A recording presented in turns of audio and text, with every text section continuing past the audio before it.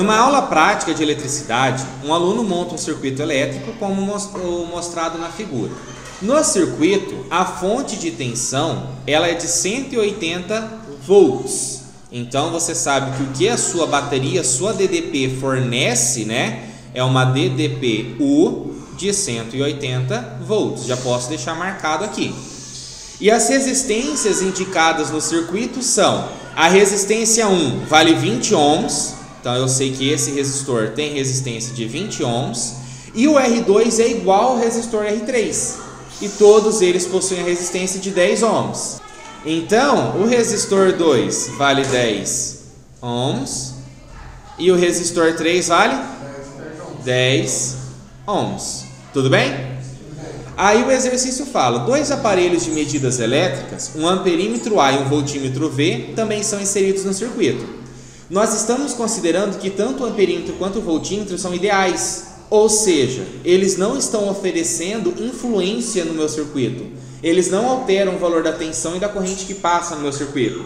Eles apenas estão ali para realizar essa medida elétrica, ok? E quais são as leituras que teremos no amperímetro e no voltímetro? Primeira coisa que eu tenho que identificar: se esse voltímetro ele não está aqui para participar do meu circuito de forma a influenciar nos valores, é como se ele nem existisse. A mesma coisa no amperímetro. Então esses três resistores estariam associados em série ou em paralelo? Em série, porque não teria nó. Ah, mas tem um nó aqui que vai para o voltímetro, é como se ele não existisse. Ele só está para medir, ele não tem um elemento resistivo. Ok? Então, se minha associação é em série, como que é dada a resistência equivalente em uma associação em série? A soma de todas as resistências. Então eu vou somar a resistência 1 mais a resistência 2 mais a resistência 3. Então minha resistência equivalente do meu circuito vai ser igual: resistor 1, 20, resistor 2, 10. resistor 3, 10. Quanto que é minha resistência equivalente? 40. Minha resistência equivalente ela vale 40 ohms. Aí, agora o que eu tenho que analisar? Como que eu consigo identificar qual que vai ser o valor da corrente medida ali no amperímetro? Como é uma associação em série, a principal característica é que a corrente é a mesma para todos os elementos do circuito. Então, se eu descobrir qual que é a minha corrente total, vai ser a mesma corrente que passa no resistor 1, que passa no resistor 2, que passa no resistor 3 e inclusive passa no amperímetro. Então é isso que eu vou fazer. Como que eu posso descobrir essa minha corrente total? Aplicando a lei de Ohm, V para I. Então olha só como que eu vou fazer nesse caso. Qual que é o V? A minha tensão total. A tensão total é que vem da bateria, 180. Qual que é a minha resistência total que eu tenho no circuito? 40. Aí eu consigo descobrir a minha corrente total. 40 está multiplicando, passa para cá dividindo. Quanto que dá essa divisão? 4,5. Então a minha corrente é de 4,5 ampere. Então essa corrente é a que passa pelo amperímetro e é a corrente que passa em cada um dos elementos que eu tenho no meu circuito. Aí para descobrir o valor da minha tensão que eu teria ali no meu voltímetro, eu tenho que analisar o que eu estou mensurando, o que eu estou medindo quando eu coloco o voltímetro aqui. Eu consigo medir a tensão que passa pelo resistor R3 e que passa pelo resistor R2, vocês concordam? Que é exclusivamente nesse trecho. Então, exclusivamente nesse trecho, qual que é a resistência equivalente que eu vou ter? 20, por quê? Porque eu tenho dois resistores associados em série. E quando eu tenho dois resistores associados em série, eu faço a soma. Então, nesse trecho, eu tenho uma resistência de 20 ohms. E qual que é a corrente que passa nesse trecho? É a mesma que passa em todos, não é? E qual que é a corrente? Corrente elétrica. A corrente que passa em todos? 4,5 ampere. Então, com esses valores, eu consigo novamente aplicar a lei de Ohm. V para I. O que eu quero descobrir é a tensão nesse ponto, né? Qual que é a resistência desse trecho? A resistência desse trecho? 20. E qual que é a corrente desse trecho? Quanto que dá essa multiplicação? Então, qual que é a tensão que vai ser medida pelo meu voltímetro? 90 volts. Nunca foi tão fácil. O exercício 2 diz o seguinte: uma esfera condutora de eletricidade de raio 30 centímetros se encontra no vácuo, eletrizada e isolada de outras cargas elétricas. A figura mostra o gráfico do potencial elétrico gerado pela esfera em função da distância do seu centro. Qual o potencial elétrico V mostrado no gráfico? Então a primeira coisa que a gente tem que lembrar é qual é a equação do potencial elétrico. Qual que é a equação do potencial elétrico? V é igual a KQ sobre D. V é o nosso potencial, né, Bittencourt? K é a nossa constante eletrostática, Q é a carga e D é a distância, certo? Nesse caso eu tenho dois pontos característicos no gráfico, que é esse ponto aqui e esse outro ponto aqui, que são pontos que ele me dá informação. Então o que eu tenho de variável aqui nessa relação e o que eu tenho de constante? A tensão é variável, por isso que está no gráfico. A distância é variável, por isso que está no gráfico. Agora a K é constante. O meio onde essa esfera vai estar não vai mudar em função da distância. E a carga, o valor que ela tem também de eletrização, não vai mudar conforme muda a distância. Então eu posso multiplicar isso aqui cruzado e ver o seguinte, ó. V vezes D, VD, é igual a K vezes Q. E esse K vezes Q, ele é um valor constante. Então quando eu analiso o meu V vezes o meu D, ele sempre vai ser igual. Tanto quando eu tenho um ponto 1, quando eu tenho um determinado ponto 2, porque isso é igual a duas coisas constantes. Então eu posso chamar, por exemplo, esse ponto aqui de ponto 1 e esse aqui de ponto 2. Qual que é o potencial que eu tenho no ponto 1? 90. E qual que é a distância que eu tenho no ponto 1? A distância que eu tenho no ponto 1? 30. Posso deixar em centímetro? Depende, se eu for usar aqui também em centímetro, posso. Igual, qual que é o meu potencial no ponto 2? V. E qual que é a distância que eu tenho no ponto 2? 50. Agora eu resolvo minha equação. 90 vezes 30, 3 vezes 9, 27. Com mais 2 zero, 2,700. V vezes 50, 50, V. O 50 está multiplicando, só um pouquinho. O 50 está multiplicando, passa para o outro lado, dividindo. Isso é igual a V. Posso cortar o zero. Quanto que dá 270 dividido por 5? V é igual a 54. Unidade de potencial, 54 volts. Então apenas identifiquei o que era constante na relação matemática e vi as minhas relações que o próprio gráfico me deu. Exercício número 3. Em um calorímetro ideal, é inserido um bloco de gelo de 1 kg a 0 graus Celsius e uma fonte de calor instalada no fundo do calorímetro que fornece 200 calorias por segundo. Com o termômetro digital acoplado ao calorímetro, é possível acompanhar a variação da temperatura no interior do recipiente. Qual o intervalo de tempo para que a temperatura da água atinja 40 graus Celsius? Primeira coisa que eu tenho que identificar nesse exercício é o tanto de energia que eu preciso para esse gelo virar o quê? Água a 40 graus Celsius. Concorda? Então vamos lá, quais as quantidades de calor que eu vou precisar? Primeira coisa que eu preciso é uma quantidade de calor para eu fazer o quê? A fusão do gelo, você concorda? Que ele tem que primeiro derreter?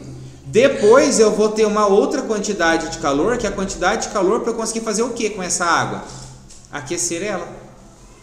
E pela conservação de energia, lembra que a conservação de energia é sempre constante? Então quando eu somo essas quantidades de calores, aí eu vou encontrar então minha quantidade de calor total. Todo mundo concorda? Eu vou até mudar aqui a ordem, vou colocar o Q total igual a tudo isso, ó. Então minha quantidade de calor Q total é a quantidade de calor para mim fazer a fusão, mais a quantidade de calor para eu fazer o quê? Aquecer essa água. Então vamos lá, presta bastante atenção aqui comigo. Existem dois tipos de equação para o cálculo do calor. Eu tenho a equação do Q-macete, Q é igual a mc vezes delta θ, e eu tenho a quantidade de calor do Q-mole, Q m vezes L. A Q-macete, que é essa aqui, é chamada de calor sensível, que eu utilizo quando eu tenho apenas mudança de temperatura, mas eu não tenho mudança de fase. E essa aqui é a quantidade de calor latente, que é quando eu tenho mudança de fase. O que é a mudança de fase? Sólido virar líquido, líquido virar vapor e assim por diante. Quando eu penso na quantidade de calor para fazer a fusão do gelo, ele não vai deixar de ser sólido, vai virar líquido? Então é calor latente. Como que eu calculo o calor latente? Massa vezes o calor latente. Nesse caso é o calor latente de fusão. Mas depois eu vou precisar de uma quantidade de calor para fazer o quê? Aquecer. se é só aquecer a água que ela já derreteu, eu tenho mudança de fase? Então eu uso o que macete. O que é o que macete? Massa, calor sensível, variação de temperatura. Tudo bem? Então vamos continuar. Olha só, quantidade de calor total vai ser igual. Qual que é a massa de gelo que eu tenho inicialmente? 1 quilograma. Eu posso usar em quilograma? Atente-se a isso. Por que eu não posso usar em quilograma? Porque o exercício fala que o calor específico do gelo vale 0,5 calorias por grama. O calor latente de fusão é 80 calorias por grama. O calor específico é 1 caloria por grama. Então eu não posso usar em quilograma, eu tenho que usar em gramas. 1 quilograma é igual a 1000 gramas. Então no lugar da massa, olha só, 1000. Depois vocês copiam, presta atenção comigo. Vezes o calor latente de fusão. Qual que é o calor latente de fusão do gelo? Que o exercício deu? 80. Então o LF é 80. Mas, qual que é a massa de água que eu vou ter quando esse gelo derreter? 1000 gramas do mesmo jeito. E qual que é o calor sensível da água? O calor específico sensível da água é 1. E qual que vai ser a variação de temperatura? Variação de temperatura não é a temperatura final menos a inicial? Não é, Bettencourt? Qual que é a temperatura final que eu quero que essa água atinja? 40. E qual que é a temperatura inicial que ela tem quando ela acabou de derreter? 0. Então agora basta eu resolver essa equaçãozinha.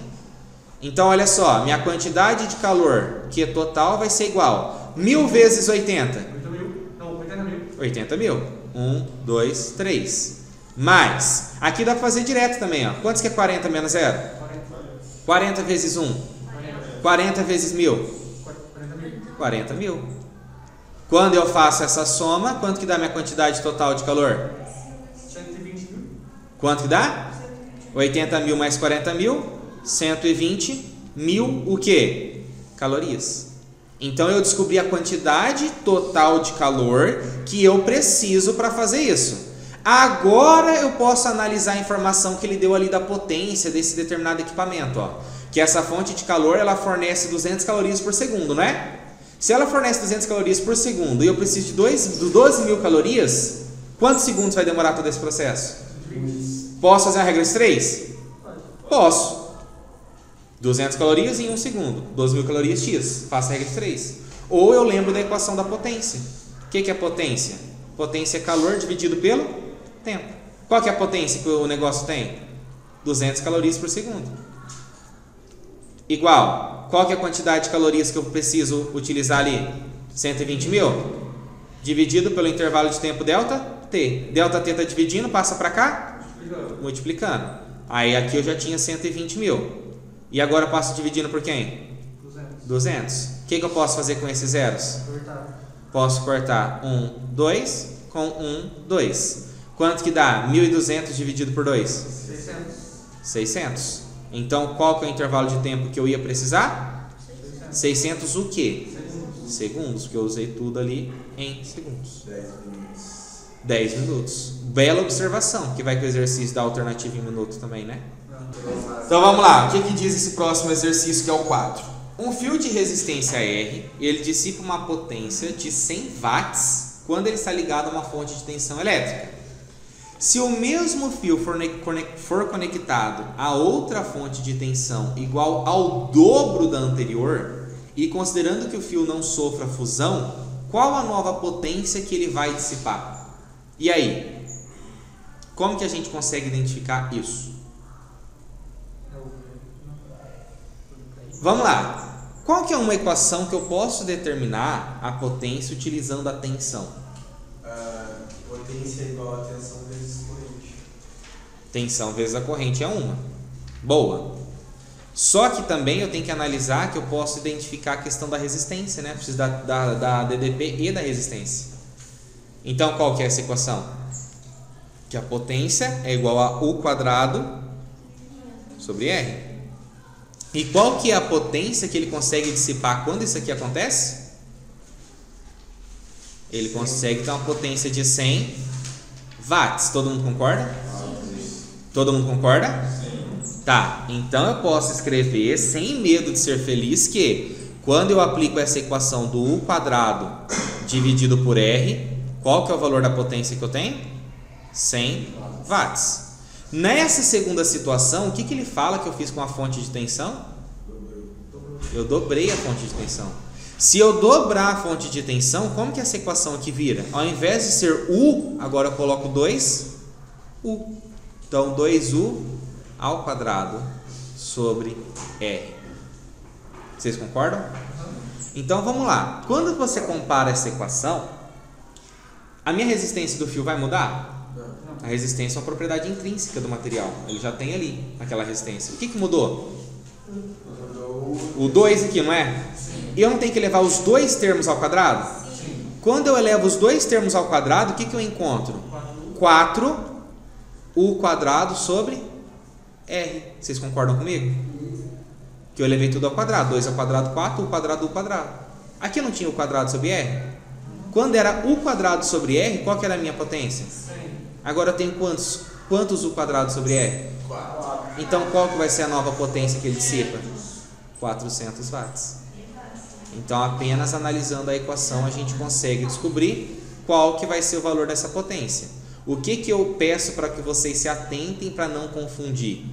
Quando você não coloca esse 2 entre parênteses, você ia colocar aqui 2U quadrado sobre R. E na verdade é tudo que você vai levar ao quadrado. Na entrada de uma residência, os cabos da rede elétrica dão a opção 127 volts e 220 volts. Um chuveiro dessa residência, durante um mês de 30 dias e no inverno, opera em 127 volts com a potência de 3.300 watts durante 1 hora por dia. A tarifa com os impostos de energia elétrica custa 45 centavos de quilowatt-hora consumido. Se o morador, indignado com o valor da conta de luz, resolve trocar o chuveiro e adquirir um de 220 volts e 3.300 watts, ele teria que contratar um técnico em eletricidade para efetuar a troca do chuveiro e mudar a tensão da rede elétrica do chuveiro de 127 para 220 volts. Se fosse efetuada essa troca no mês considerado, desprezando possíveis dissipações dos fios, de quanto seria a economia do morador? 0 seria a economia do morador. De 0. O que influencia no consumo de energia elétrica? A energia elétrica, o que compensa, né, o que eu tenho que analisar é a potência e é o intervalo de tempo que fica. Ele falou que vai diminuir o tempo do banho? Então vocês concordam que o tempo mensal vai continuar sendo exatamente o mesmo? Qual que é a potência do chuveiro alimentado por 127 volts? 3.300 watts. Qual que é a potência que eu tenho do meu chuveiro alimentado por 220? 3.300 watts. Eu mudei a potência? Se eu não mudei a potência, eu não mudei o tempo, eu mudei o consumo de energia elétrica? Não. Então eu não ia economizar nada, gente. Se o exercício for apenas de alternativa para entender a economia, você não precisa nem resolver nada. Eu achei que eu estava fazendo errado. Você estava pensando nisso? É a potência. Assim, não vai mudar nada. Não muda nenhuma das duas coisas. Aí eu pensei assim, estou fazendo errado. Exato. Não, mas tá certo. Aí, mas o que a gente pode fazer aqui apenas para treinar? Para treinar eu poderia resolver com um deles. Olha só, energia elétrica, qual que é a potência do chuveiro? Qual que é a potência do chuveiro? 3.300 watts. Mas lembra que a gente passa para quilowatt? Então, se minha potência é de 3.300 watts, se eu pegar esse valor e eu dividir ele por 1.000, eu encontro em quilowatt, não é? Então eu encontro qual potência? 3,3 kW. Então aqui eu coloco no lugar da potência, eu coloco 3,3. E quanto que é a quantidade de tempo que eu fico ligado? Ele fica ligado 1 hora por dia. Eu estou analisando um mês. Com 30 dias, 30 horas no mês, concordam? Sim. Então quando eu faço essa multiplicação do consumo de energia elétrica, eu vou ter multiplicar por 30 é a mesma coisa que multiplicar por 3 e depois por 10. 3,3 vezes 10, 33. 33 vezes 3, 99 kWh. Agora tem que multiplicar isso pelo valor, que é de 45 centavos. Então 0,45 centavos vezes 99. 9 vezes 5? 45, sobe 4. 4 vezes 9? 36. Com 4 que subiu? 40. 9 vezes 0, 0, abaixo 4. Mais, aqui vai dar a mesma coisa, não vai? Sim. 5, 0 e 4? Então aqui é 5, aqui é 5, aqui é 4 e aqui é 4. Duas casas decimais. Então o gasto dele mensal é de R$ 44,55, independentemente de ter o chuveiro a 110 volts ou 220 volts. Nunca foi tão fácil. Uma massa gasosa está confinada em um recipiente contendo um êmbolo, que pode alterar o seu volume. Inicialmente o gás se encontra aqui no estado A, ok? E ele sobe uma compressão passando ali para o meu estado B. Na transformação AB sofrida pelo gás, ele se comporta como um gás ideal, aquele que vocês fizeram trabalho, né? Qual o trabalho termodinâmico que dá força que o gás aplica? Então vamos lá, quando a gente tem um gráfico e a gente quer entender o trabalho realizado, o trabalho ele é numericamente igual ao quê? A área que eu tenho abaixo dessa curva. Lembram disso? Sim. O trabalho ele é numericamente igual a área que eu tenho abaixo da curva. Aqui eu não tenho uma curva, que é esse gráfico. E qual é a figura que essa área aqui forma? Isso aqui é um triângulo, é um retângulo, é um trapézio, o que é isso? É um trapézio. Então o trabalho ele é numericamente igual a essa área. Então o trabalho ele vai ser igual. Como que eu calculo a área de um trapézio? Base maior mais base menor vezes a altura dividido por 2. Então o trabalho vai ser igual. Quanto que vale a base maior desse trapézio? Ele está deitado. A base maior é essa aqui e a base menor é essa aqui. Então a base maior é de 0 até 0,3. Então quanto que vale a base maior? 0,3. Quanto que vale a base menor? De 0 até 0,2? Quanto que vale a altura? A altura vai ser de 2 até 6. 4. Isso dividido por 2. Então o meu trabalho ele vai ser igual 0,3 mais 0,2? 0,5 vezes 4 dividido por 2. Então o meu trabalho vai ser igual. Quanto que é 0,5 vezes 4? 2. 2 dividido por 2? 1. Unidade de trabalho, joule. Vai ter a alternativa 1? Vai. E ela está errada. Porque você tem que identificar o que aconteceu com o volume desse meu gás. O volume dele aumentou ou diminuiu? Diminuiu, ó. Ele está voltando no gráfico aqui, ó. Como o volume diminuiu, o trabalho foi realizado sobre o gás. Então esse meu trabalho ele tem um sinal negativo. Toda vez que eu tenho uma compressão, uma diminuição do volume, o meu trabalho vai ser negativo e não positivo. Tudo bem? Minha mãe